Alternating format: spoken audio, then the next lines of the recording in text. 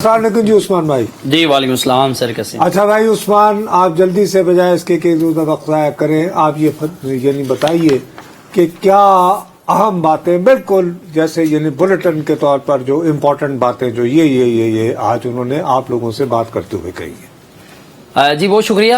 چونکہ آج اڈیالہ جیل کے اندر 190 ملین پاؤنڈز کے انڈر ریفرنس جو ہے وہ آخری مراحل کے اندر داخل ہو چکا ہے، اور بانی پی ٹی آئی جو ہیں وہ انہوں نے صحافیوں سے غیر رسمی گفتگو بھی کی ہے، اور 59 گواہان تھے نیب کے، جن میں سے 10 گواہان جو ہیں ان کو پہلے جو ہے وہ گیو اپ کر لیا گیا تھا. مزید آج 14 جو گواہان تھے ان کو گیو اپ کر کے یہ کہا گیا کہ جس گواہ کے اوپر جو ریفرنس کے انویسٹیگیشن آفیسر ہیں ڈپٹی ڈائریکٹر میاں عمر ندیم، ان پر جرح جاری ہے، اور انہوں نے کہا یہ ہمارے آخری گواہ ہیں، اس کے بعد ہمارا مزید کوئی گواہ جو وہ پیش نہیں ہوگا. اور اس پر بانی پی ٹی آئی جو ہے وہ صحافیوں کے پاس آئے اور آ کے انہوں نے گفتگو کی. اور سب سے پہلی بات جو تھی جو آج بہت زیادہ اہمیت کی عامل بھی ہے، بانی پی ٹی آئی نے ثانیہ 9 مئی پر مشروط معافی کا جو ہے وہ اعلان کر دیا ہے. انہوں نے کہا کہ ہماری 2 شرائط ہیں، اگر یہ شرائط پوری کر دی جائیں تو ہم معافی مانگنے کے لیے تیار ہیں. اور شرط نمبر 1 بتائیے کیا ہے؟ جی دیکھیں، پہلی شرط یہ ہے، ان کا یہ کہنا ہے کہ ثانیہ 9 مئی میں اگر ہمارے کوئی کارکنان جو ہیں وہ ملوث تھے تو ان کی سی سی ٹی وی فوٹیج جو ہے وہ سامنے آنی چاہیے. اور اگر سی سی ٹی وی فوٹیج سامنے آ جاتی ہے اور اس میں جو مقتدرہ کے سب سے طاقتور حلقے ہیں جو یہ کہتی ہیں کہ ثانیہ 9 مئی میں پاکستان تحریک انصاف کا ہاتھ ہے، اگر وہ سی سی ٹی وی فوٹیج سامنے لے آئیں اور فوٹیج میں یہ نظر آ جائے کہ یہ جلاؤ گراؤ کرنے والے اور اہم تنصیبات پر حملے کرنے والے اور پرتشدد مظاہرے کرنے والے کارکنان جو ہیں یہ پاکستان تحریک انصاف کے ہیں، تو میں ان کو نہ صرف پارٹی سے نکالوں گا بلکہ ان کو خود سزا بھی دلواؤں گا، اور یہ مطالبہ بھی کروں گا کہ ان کو قانون کے مطابق جو وہ سزا دی جائے. اور اگر اس سارے معاملے کے اوپر اگر فوج ہم سے بات نہیں کرنا چاہتی تو ہم فوج سے بات نہیں کریں گے، لیکن اس کے ساتھ انہوں نے یہ بھی کہا کہ ہم فارم 47 کی جو حکومت ہے اس سے بھی بات نہیں کریں گے. مزید انہوں نے چوری کے بھی الزامات لگائے. انہوں نے کہا کہ جو ثانیہ 9 مئی کی سی سی ٹی وی فوٹیجز ہیں، جن کے پاس یہ سی سی ٹی وی فوٹیجز موجود ہیں وہی ثانیہ 9 مئی کے ذمہ داران بھی ہیں. ہمارے اس پرامن مظاہرے کو پرتشدد مظاہرے کے اندر جو وہ تبدیل کیا گیا. انہوں نے کہا اگر یہ سی سی ٹی وی فوٹیج سامنے آ جاتی ہے اور فوٹیج میں اگر یہ ثابت ہو جاتا ہے کہ وہ کارکنان ہمارے تھے تو میں ثانیہ 9 مئی پر معافی مانگنے کے لیے تیار ہوں. اگر ایسا نہیں ہوتا تو یہ پھر ہم سے معافی مانگیں، کیونکہ ظلم ہمارے ساتھ ہوا ہے اور ہم یہ چاہتے ہیں کہ ہمیں انصاف یہ بتائیے. چلیں یہ تو ہوگی پہلی شرط. بنیادی بات یہ کہی کہ جی سی سی ٹی وی جو ہے وہ دوسری شرط کیا ہے؟ جی دیکھیں، دوسری شرط انہوں نے یہ عائد کی ہے کہ ہمارا جو چوری کیا ہوا مینڈیٹ ہے وہ فوری واپس کیا جائے اور ملک کے اندر صاف شفاف انتخابات کروائے جائیں. لیکن اس سے پہلے ایک ضروری یہ چیز ہے کہ مجھ سمیت، یعنی بانی پی ٹی آئی نے اپنا کہا کہ میرے سمیت آصف علی زرداری، نواز شریف، شہباز شریف اور محسن نقوی کی جو اہلیہ ہیں ان کے نام اسی ایل کے اندر جو وہ ڈالے جائیں، کیونکہ ان کی بیرون ملک جائیدادیں موجود ہیں اور اس میں بہت ساری رپورٹس جو ہے وہ منظر عام پر آ چکی ہے. اور یہ انہوں نے 2 بڑے مطالبات سامنے رکھے ہیں کہ اگر ہم بات کریں گے تو ان 2 مطالبات پر. تو میں نے پھر ان سے یہ سوال کیا،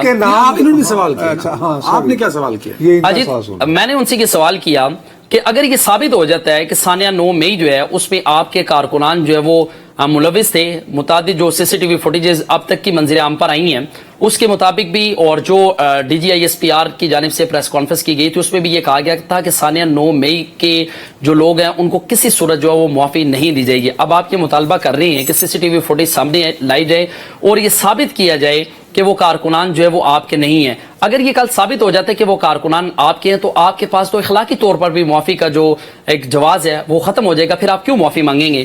تو اس پر انہوں نے کہا کہ ہمارے کچھ لوگوں کو جو ہے وہ ان کے کیسز دکھائے گئے اور ہماری پارٹی کو کرش کیا گیا، اس پر انسانی حقوق کی خلاف ورزیاں کی گئی ہیں. میرے جو کارکنان اور جو میرے وکلا تھے ان پر تشدد کیا گیا، مجھے گھسیٹ کر لے کر گئے، اور آئین ہمیں یہ حق دیتا ہے کہ ہم بھی مقتدرہ کے سب سے زیادہ طاقتور حلقے کے جو ہیڈ کوارٹر ہیں ان کے سامنے ہم احتجاج کریں گے، ہمارا آئینی حق ہے، اس سے ہمیں محروم نہیں کیا جا سکتا. اور اس پر مزید ان کا یہ کہنا تھا کہ چونکہ جو ظلم ہوا ہے وہ ہمارے ساتھ ہوا ہے اور اس ظلم کی ایک وضاحت بھی انہوں نے کی. یہ تو دیکھیے، یہ جو پھر داستان ہے جو صبح سے چل رہا ہے کہ مشروط طور پر، اور جس کی وجہ سے یہ اڈیالہ سے داستان شروع کر رہے تھے، تو میرے پیارے بھائی میں تو وہاں موجود نہیں تھا. عثمان، آج نہ صرف کہ آپ وہاں پہ آپ خود موجود تھے بلکہ آپ جب سے ان کے خلاف مقدمے کی سماعت ہو رہی ہے، آپ ہر سماعت میں موجود ہوتے ہیں، آپ ان کی باڈی لینگویج بھی اچھی طرح اب تک سمجھ گئے ہیں، آپ ان کے لب و لہجے سے بھی بخوبی واقف ہو چکے ہیں. کیا آپ واقعی سمجھتے ہیں کہ آپ کو ان کے رویے میں آج کچھ لچک نظر آئی ہے؟ جی دیکھیں، چونکہ گزشتہ 3 سماعتوں سے ہم نے دیکھا کہ بانی پی ٹی آئی جو ہے ان کے رویے میں کافی زیادہ ہم نے تبدیلی دیکھی ہے، اور ان کے اس بیان کے بعد، کیونکہ جو گزشتہ 3 سماعتیں ہیں اس میں ہم نے دیکھا کہ ان کے بہت زیادہ جھکاؤ جو ہے وہ مذاکرات کی طرف ہے، اور وہ یہ چاہتے ہیں کہ یہ مذاکرات ہو جائیں، اور اس پر انہوں نے اپنے جو پارٹی رہنما ہیں، پارٹی رہنماؤں کو بھی یہ ہدایات دی ہیں کہ وہ فوج کے خلاف بیان بازی سے گریز کریں. تو یہ تاثر ہے کہ وہ چاہتے ہیں کہ اب مذاکرات ہو جانے چاہیے. وہ یہ چاہتے ہیں کہ ہمیں ملک کی بھی جو فکر ہے وہ بھی ہے، اور ہم چاہتے ہیں یہ مذاکرات ہو جائیں. تو میں نے آج ان سے دوسرا جو سوال کیا تو میں نے ان سے یہ کہا کہ آپ ملک کی جو صورتحال ہے اس کی آپ بات بھی کرتی ہیں، کیوں نہیں آپ بیٹھ کے ٹیبل ٹاک کرنے کے لیے تیار ہیں؟ اداروں کے اوپر آپ عدم اعتماد کرتے ہیں، سیاسی جماعتوں کے ساتھ آپ بات کرنے کے لیے تیار نہیں ہیں، جن کو آپ کہہ رہے ہیں کہ آپ اپنا نمائندہ مقرر کریں، ہم مذاکرات کرنے کے لیے تیار ہیں، وہ یہ کہتی ہیں کہ 9 مئی کے جو کردار ہیں ان کو معافی نہیں دی جائے گی. پھر آپ مطالبہ بھی کر رہے ہیں کہ معافی ہم سے مانگی جائے، تو آپ اس ساری صورتحال کے اندر خود کیوں نہیں معافی مانگ سکتے؟ کیوں نہیں معافی مانگتے کہ ملک کی حالات بہتر ہو جائیں؟ تو انہوں نے یہ 2 شرائط رکھی ہیں کہ یہ 2 شرائط اگر پوری کر لی جائیں تو اس کے اوپر ہم بات کریں. اچھا ایک بات بتانا عثمان، آئی ایم سوری کہ میں آپ کو بالکل آپ سے جرا کر رہا ہوں، کیونکہ یار وہاں پہ موجود نہیں تھا. میرے پیارے بھائی مجھے معاف کر دیں. مجھے یہ بتائیے، چلیں پہلی شرط تو سمجھ میں آ گئی کہ جی 9 مئی میں اگر میرے لوگ ملوث ہیں تو CCTV دودھ کا دودھ پانی کا پانی کر دیں. یہ CCTV فوٹیج یہ کہیں کہ جی یہ بندہ آپ کا گجرا والے کا ہے، وہاں کا ہے، وہاں کا ہے، میں خود آپ کے ساتھ مل کے ان کے خلاف کارروائی کرتا ہوں. لیکن یہ جو نئی پخ ہے کہ میرے سمیت فلاں فلاں کو جو ہے وہ ECL پہ ڈال دیا جائے اور مینڈیٹ بھی واپس کیا جائے. نہیں مینڈیٹ تو یار 3 شرائط ہوئی آئے گا نا بعد میں. یہ اس کا کیا ECL پہ ڈال کے پھر کیا کریں؟ ان سب کا اچار ڈالنا ہے، ان کو میوزیم میں رکھنا ہے، کیا کرنا ہے؟ جی دیکھیں، میں نے اس معاملے پہ بھی آج بانی پی ٹی آئی سے یہ سوال کیا کہ جب آپ خود جیل میں ہیں تو نام ECL پہ ڈالنے سے کوئی فائدہ نہیں ہے. تو انہوں نے کہا کہ جس طرح کہ بنگلہ دیش کے حالات ہوئے ہیں اور ملک کے اندر کچھ بڑا ہونے جا رہا ہے، تو میں نے ان سے پوچھا کیا ٹھہریے. عمران خان صاحب نے یہ کہا کہ جس طرح بنگلہ دیش کے حالات ہوئے ہیں ملک میں کچھ بڑا ہونے جا رہا ہے. ملک پاکستان میں یا بنگلہ دیش میں؟ جی اپنے پاکستان میں یار سیدھی سی بات ہے، بڑا اہم ہے یہ. وہ کیٹیگوریکلی کہہ رہے ہیں.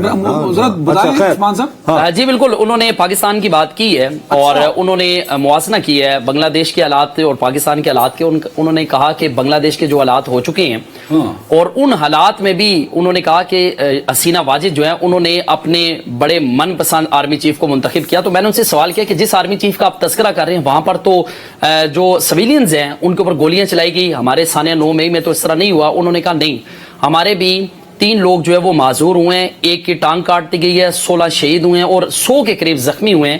میں نے پھر ان سے یہ سوال کیا کہ یہ جن لوگوں کی آپ بات بتا رہے ہیں 9 مئی کے باوجود، اتنا عرصہ گزرنے کے باوجود پاکستان تحریک انصاف نے ان زخمی افراد اور شہداء کی جو فہرست ہے وہ اب تک کیوں جاری نہیں کی؟ یہ رپورٹ کیوں نہیں ہوئے؟ ان کی FIR کہاں درج ہے؟ اس پر بانی پی ٹی آئی نے کہا کہ ان لوگوں کے اوپر بہت زیادہ دباؤ تھا، اس لیے ان کے مقدمات جو وہ درج نہیں ہو سکے.